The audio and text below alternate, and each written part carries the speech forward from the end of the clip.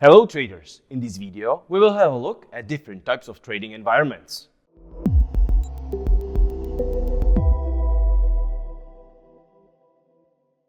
Being able to recognize these early on and adjust your trading strategy to them accordingly is one of the most important things to do. Trading ranges and trends require almost diametrically different approaches.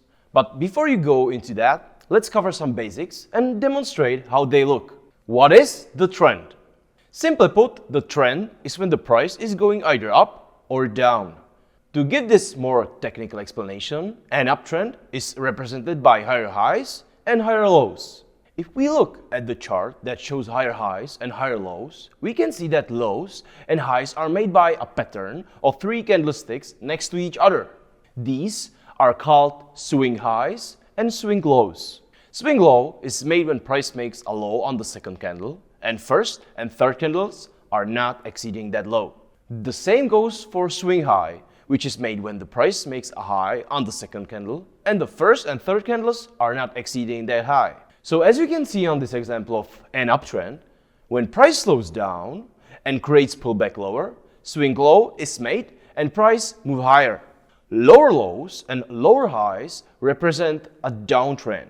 In a downtrend, you look for short-term rallies that create swing highs, which usually offer an opportunity to sell. So when trends are changing, if you are in an uptrend and the last swing low that led to a highest high is broken, we can consider a trend change or at least a pause. The same goes for the downtrend. If the last swing high, which led to the lowest low, is broken, we can look for buying opportunities or at least a slowing down. Although these examples look very straightforward, things are more complicated in real markets.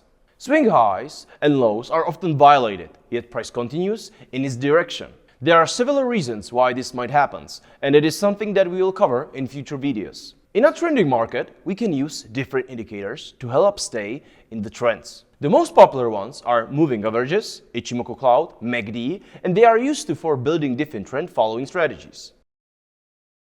In ranging markets, price is bouncing between specific highs and lows.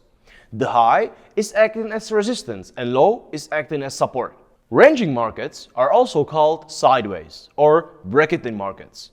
When we are in the ranging markets, we are not looking to capture moves, but we rather use a mean reverting strategy. Mean reverting strategies work on the assumption that the underlying asset will eventually return to the mean when it's deviating from it. Your mean can be anything, from moving averages, volume-weighted averages, or a price level.